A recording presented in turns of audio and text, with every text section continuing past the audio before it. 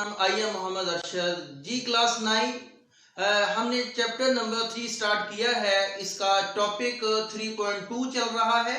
तो 3.2 टॉपिक में एक छोटा सा टॉपिक है टेंशन इन अ स्ट्रिंग, यानी स्ट्रिंग के अंदर टेंशन को हम डिस्कस करेंगे। तो जी स्टूडेंट, इसको टॉपिक को पढ़ने से पहले हम एक डायग्राम की तरफ आते हैं। डायग्राम की मदद से टेंशन इन स्ट्रिंग को डिस्कस करते हैं। तो जी स्टूडेंट, हमारे पास एक स्टैंड है, ये हमारे पास एक स्टैंड है।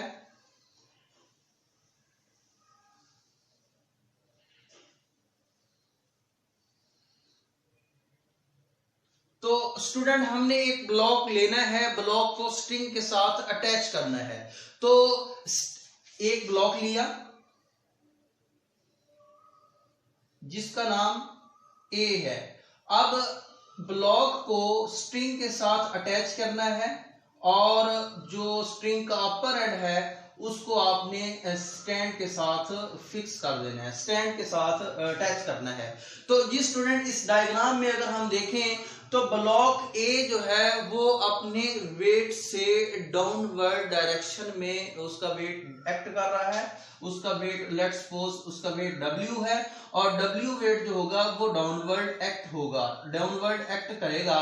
तो ये जो ब्लॉक ए है, जब ये ब्लॉक का वेट W डाउनवर्ड एक्ट होगा तो इस तरह इसी फोर्स से जो स्ट्रिंग है इसको ऊपर की तरफ उठाएगा, एक फोर्स लगाएगा। जो स्ट्रिंग इस ब्लॉक के ऊपर फोर्स लगाता है इसको हम टेंशन की फोर्स कहते हैं और इसको हम T से डिनोट करते हैं। तो जी स्टूडेंट, अगर ये ब्लॉक रेस्ट में है तो हम कह सकते हैं कि इसके ऊपर जो स्ट्रिंग के अंदर टेंशन की फोर्स है वो इस ब्लॉक के वेट के ही इक्वल होगी। तो जी स्टूडेंट, आते हैं हम अपनी बुक की तरफ। तो बुक के अंदर ये टॉपिक लिखा हुआ है, consider a block supported by a string. एक ब्लॉक को लिया जिसको सपोर्ट किया हुआ है हमने एक स्ट्रिंग के साथ। The upper end of the string is fix on a stand. तो स्ट्रिंग का अपर एंड को हमने स्टैंड के साथ फिक्स किया है। एज शोन इन फिगर 3.11, उसने इस फिगर को 3.11 से शो करवाया। 3.11 फिगर है। और इसी तरह student, let W be the weight of block. तो सपोज करते हैं कि इस ब्लॉक का वेट W है। तो जी student, the block pulls the string downward by its weight. तो ब्लॉक जो होगा वो अपने वेट से इस स्ट्रिंग को डाउनवर्ड पुल करेगा, खींचेगा। तो आगे लिखा हुआ था this cause a tension T in the string. तो इसी वजह से, W वेट की वजह से स्ट्रिंग के अंदर टेंशन प्रोड्यूस होगी या टेंशन की फोर्स होगी जो कि अपवर्ड डायरेक्शन में होगी।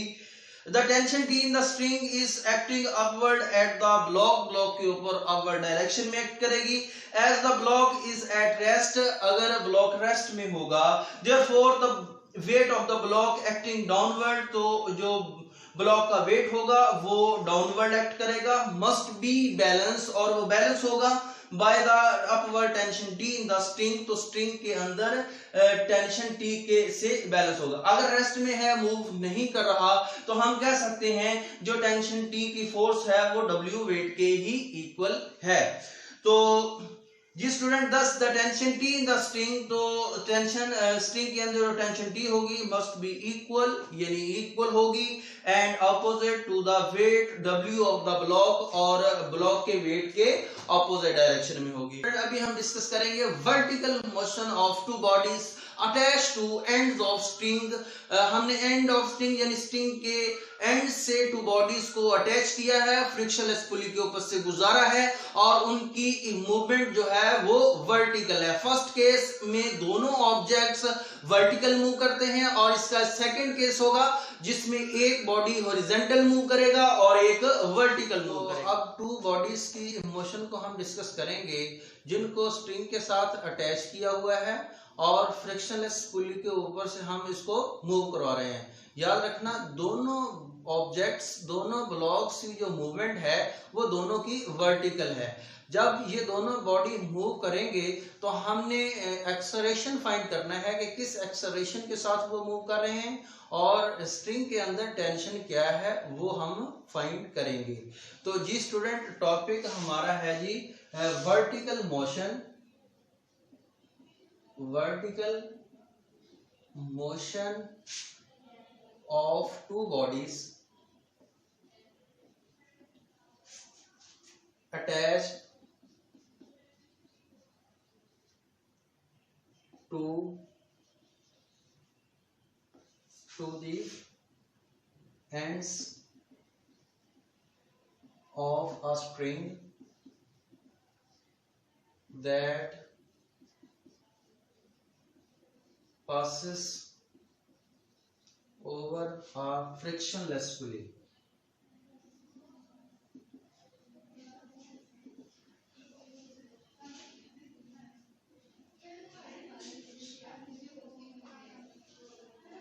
Frictionless.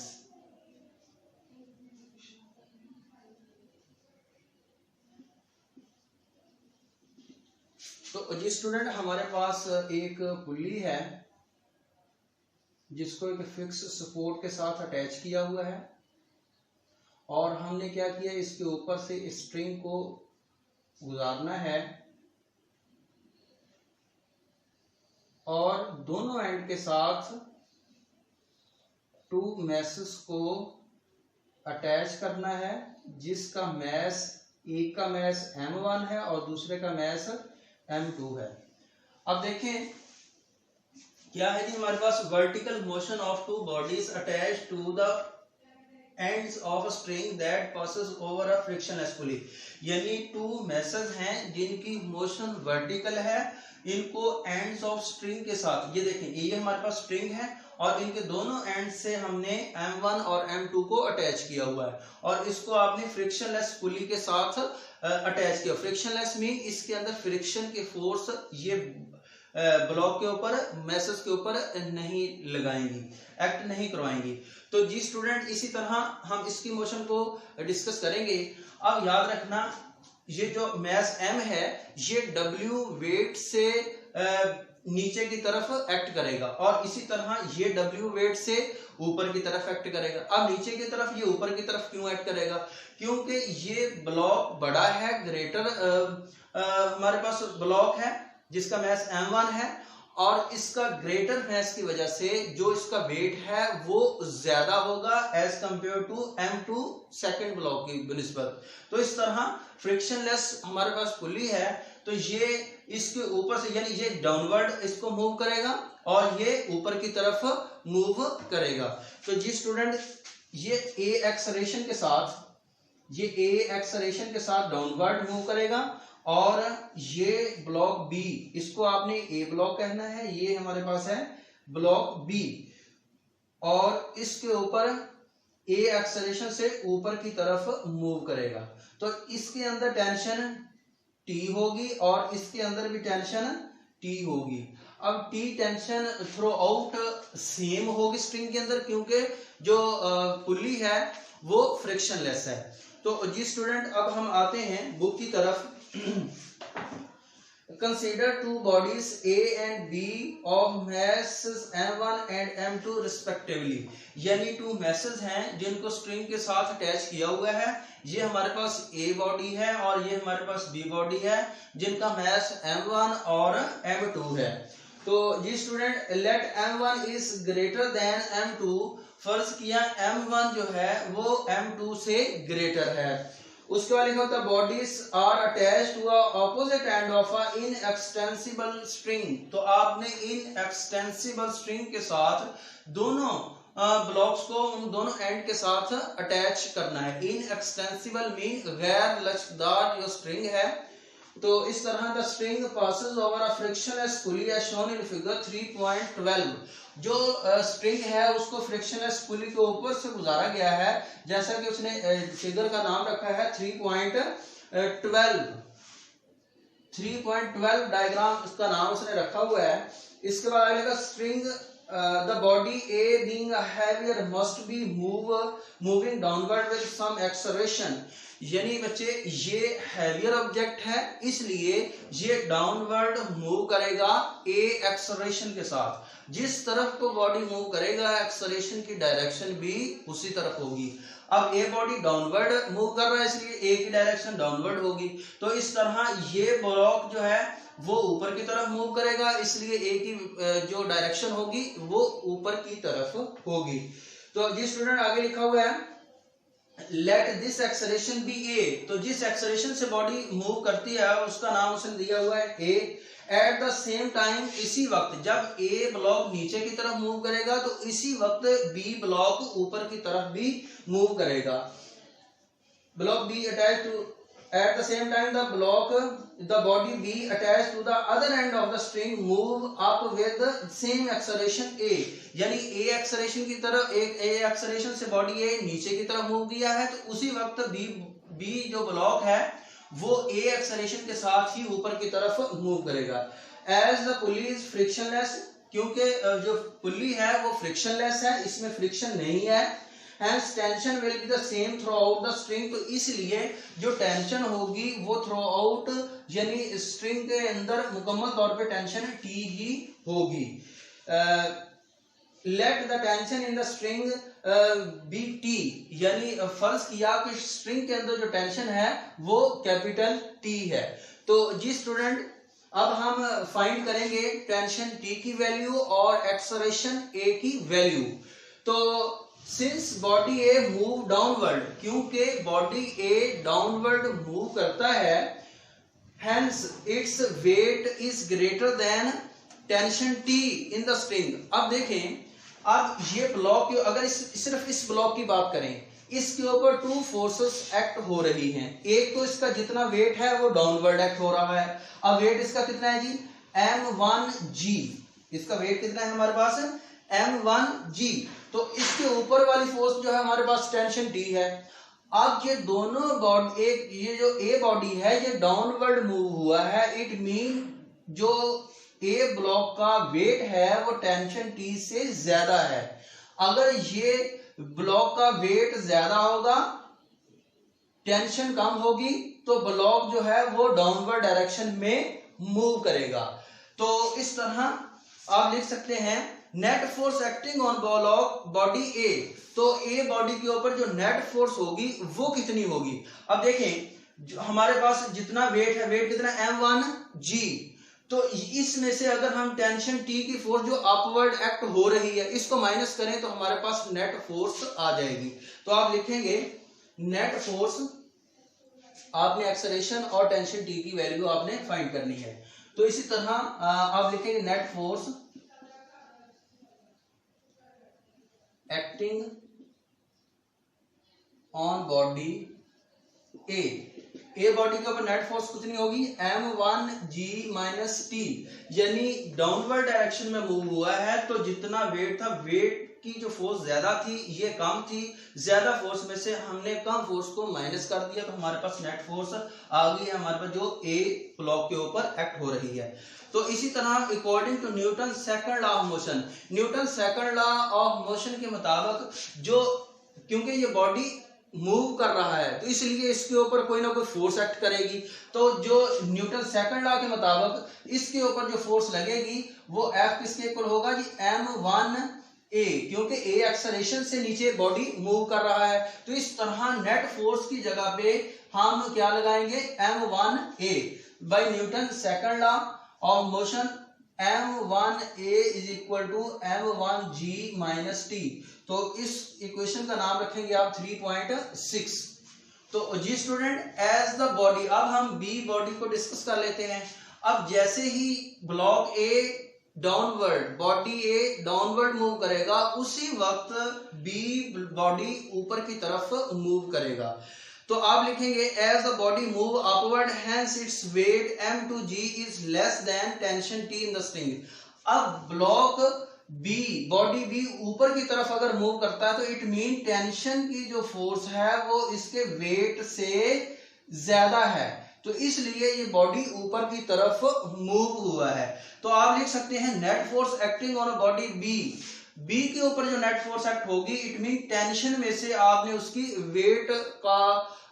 वेट को माइनस करेंगे तो हमारे पास नेट फोर्स आएगी जो कि बॉडी बी के ऊपर एक्ट कर रही है। तो आप लिखेंगे नेट फोर्स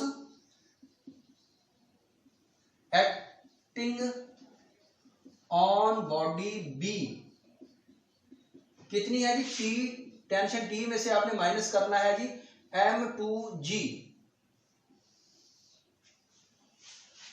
इसी तरह आप लिखेंगे according to Newton second law of motion, Newton second law of motion के मुताबिक जो इसके ऊपर ए एक्सेलरेशन अपवर्ड डायरेक्शन में प्रोड्यूस हुआ है, तो Newton second law of motion के मुताबिक इसके ऊपर जो फोर्स होगी वो हमारे पास होगी F is equal to m2a। Acceleration same होगा और मैस का m2 है बी ब्लॉक का, बी बॉडी का, इसलिए F किसके ऊपर होगा m2a। तो नेट फोर्स की जगह पे हम लगाएंगे m2a इज इक्वल टू, ये हमारे पास क्या है जी, T माइनस m2g। तो इस इक्वेशन का नाम उसने रखा हुआ है 3.7। तो जी स्टूडेंट, ये हमारे पास 2 इक्वेशन आई हैं। हमने फर्स्ट 3.6 इक्वेशन को मालूम किया है, फाइंड किया है ब्लॉक बॉडी ए की मोशन को डिस्कस करते हुए, और 3.7 इक्वेशन हमने मालूम की है, निकाली है, फाइंड की है हमने बी ब्लॉक यानी बी बॉडी की मोशन को डिस्कस करते हुए। अब दोनों को हम सॉल्व करेंगे तो हमारे पास एक्सेलरेशन की वैल्यू आएगी और टेंशन टी की वैल्यू आएगी। तो जी स्टूडेंट, अगर हम दोनों को ऐड करें, आप लिखेंगे एडिंग इक्वेशन 3.6 एंड 3.7, दोनों को ऐड करेंगे। अब देखिए दोनों इक्वेशन को ऐड कैसे करेंगे, लेफ्ट हैंड साइड को लेफ्ट हैंड साइड में ऐड करेंगे, राइट हैंड साइड को राइट हैंड साइड में ऐड करेंगे तो हमारे पास सॉल्यूशन आएगा m1a plus m2a is equal to, इसी तरह लिखेंगे m1g minus T plus T minus m2g। तो जी स्टूडेंट, इनमें से ये टी टर्म जो है वो प्लस की है, ये माइनस की है, ये कैंसिल होती है। तो इस तरह इसमें से a कॉमन आ जाता है, तो a कॉमन लेंगे तो ये आएगा m1 प्लस m2, इधर से क्या बन गया m1g माइनस m2g। तो जी स्टूडेंट, इनमें से g कॉमन आता है तो आप लिखेंगे m1 माइनस m2g और a m1 प्लस m2। तो जी स्टूडेंट, हमने a एक्सेलरेशन की वैल्यू फाइंड कर दी है, a के साथ जो टर्म मल्टीप्लाई होती है तो उसको हम दूसरी साइड पे लेके जाएंगे तो ये डिवाइड होगी। तो आप लिखेंगे a is equal to m1 minus m2 over m1 plus m2 into g। यही हमारे पास एक्सेलरेशन होगा जो कि स्प्रिंग के अंदर जिस एक्सेलरेशन से बॉडी ये a डाउनवर्ड डायरेक्शन में मूव कर रहा है और b ऊपर की तरफ अपवर्ड डायरेक्शन में मूव कर रहा है। तो जी स्टूडेंट, इस इक्वेशन का नाम वो रख रहा है 3.8, ये हमारे पास एक्सेलरेशन होगा। अब इसी तरह हम टेंशन टी बी फाइंड कर सकते हैं, लिखा हुआ है हमारे पास इन दोनों 3.6 और 3.7 इक्वेशन को ही सॉल्व करते हुए हम टेंशन टी फाइंड करेंगे। तो जी स्टूडेंट, अगर हम इसी को 3.7 को डिवाइड करें 3.6 पर,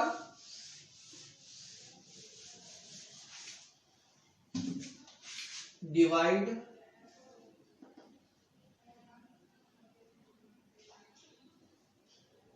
इक्वेशन 3.7 बाय 3.6, आपने 3.6 को 3.7 को 3.6 पे डिवाइड करना है। डिवाइड करेंगे तो आपके पास, इसको आगे मजीद सॉल्व करेंगे तो हमारे पास टेंशन टी की वैल्यू आएगी।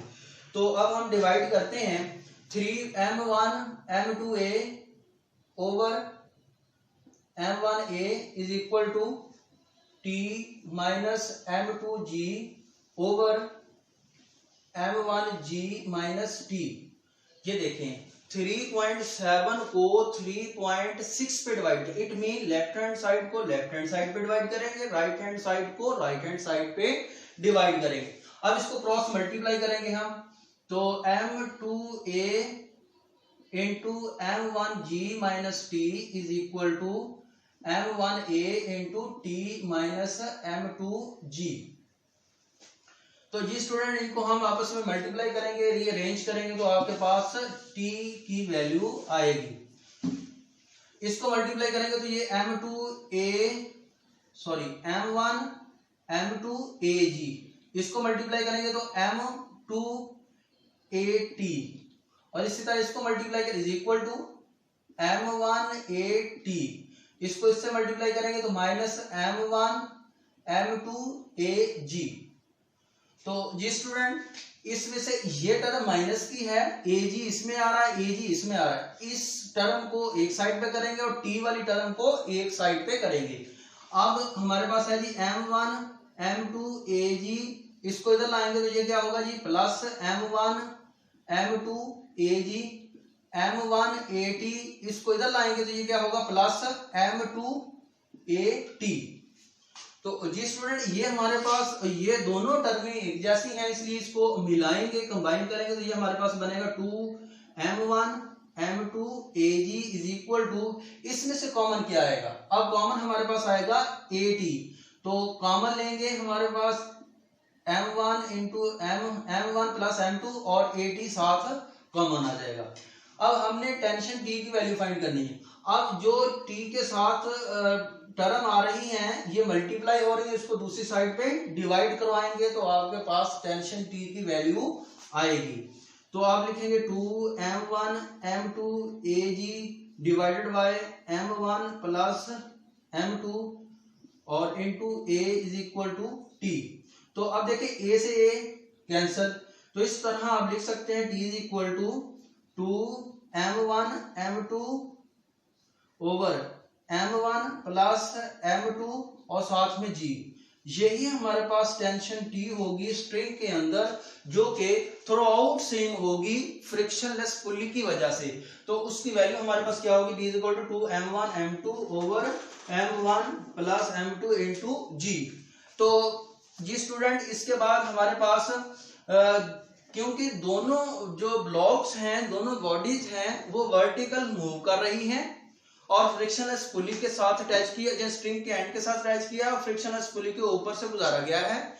इस अरेंजमेंट को हम एटवुड मशीन भी कहते हैं। इसके साइड पे एक बॉक्स बना हुआ है, शॉर्ट क्वेश्चन अक्सर पेपर में आ जाता है, डिफाइन एटवुड मशीन। तो आप इसी टॉपिक से उसका आंसर होगा, ये साइड पे लिखा हुआ है बॉक्स में, An Atwood machine is an arrangement of two objects of unequal masses। यानी क्या होता है एटवुड मशीन, असल में टू ऑब्जेक्ट्स की अरेंजमेंट होती है जिनका मैसेस अनइक्वल होता है, यानी डिफरेंट होता है। अब देखें m1 मैस ज्यादा है, m2 कम है, यानी डिफरेंट मैसेस हैं। आगे लिखा हुआ है जी सच है शोन इन फिगर 3.12, जैसा कि 3.12 में ही दिखाया हुआ है, both the object are attach to the end of string, दोनों मैसेज को एंड ऑफ स्ट्रिंग के साथ अटैच किया हुआ है। The string passes over a frictionless pulley, और जो स्ट्रिंग है उसको फ्रिक्शनलेस पुली के ऊपर से गुजारा गया है। This arrangement is sometimes used to find the acceleration due to gravity. अब देखें इसी अरेंजमेंट को इस्तेमाल किया जाता है एक्सेलरेशन, यानी ग्रेविटी की वजह से जो एक्सेलरेशन होता है उसको मालूम करने के लिए। तो जी स्टूडेंट इसी से हम एक्सेलरेशन फाइंड कर सकते हैं, जैसा कि मैंने पहले एक इक्वेशन निकाली है एक्सेलरेशन की। तो एक्सेलरेशन की हम मैंने पहले इक्वेशन निकाली है, A is equal to m1 minus m2 over m1 plus m2g। ये हमने अभी पहले निकाली, इसका नाम 3.8 था। अब इस इक्वेशन का नाम उसने रखा हुआ है जी 3.9। ये हमारे पास टेंशन T होगी। तो जी स्टूडेंट अगर हम यहां से जी ग्रेविटेशनल एक्सेलरेशन मालूम कर सकते हैं। अब एक्सेलरेशन की वैल्यू तो हमने पहले मालूम कर ली, जैसा कि ये हमारे पास एक्सेलरेशन की वैल्यू, इसी को रीअरेंज करेंगे तो हमारे पास जी ग्रेविटेशनल एक्सेलरेशन की वैल्यू आएगी। अब जी की वैल्यू निकाल, ये डिवाइड हो रहा है, इसको आपने मल्टीप्लाई कर देना है उधर दूसरी साइड पे, ये आएगा m1 प्लस m2a, और ये मल्टीप्लाई हो रहा है, इसको डिवाइड कर दें m1 माइनस m2, तो ये हमारे पास होगा जी की वैल्यू, ये उसने एंड पे निकाली हुई है, इसी को हम ग्रेविटेशनल एक्सेलरेशन का नाम देते हैं। तो जी स्टूडेंट, ये था हमारा टॉपिक जो कि 2 अनइक्वल मैसेज थे जिसको एंड्स ऑफ स्ट्रिंग के साथ अटैच किया हुआ था और इसको फ्रिक्शनलेस पुली से गुजारा गया था और दोनों जो ऑब्जेक्ट थे वो वर्टिकल मूव कर रहे थे। अब देखें, इन दोनों की मोशन को डिस्कस करते हुए हमने एक्सेलरेशन ए की वैल्यू फाइंड की है और टेंशन टी की वैल्यू फाइंड की है और इसी अरेंजमेंट को हमने एडवर्ड मशीन का नाम दिया है। तो इसी एडवर्ड मशीन की मदद से हम ग्रेविटेशनल एक्सेलरेशन की वैल्यू भी फाइंड कर सकते हैं, जैसा कि हमने पहले इसमें से एक्सेलरेशन की वैल्यू फाइंड की, टेंशन की वैल्यू फाइंड की और जी की वैल्यू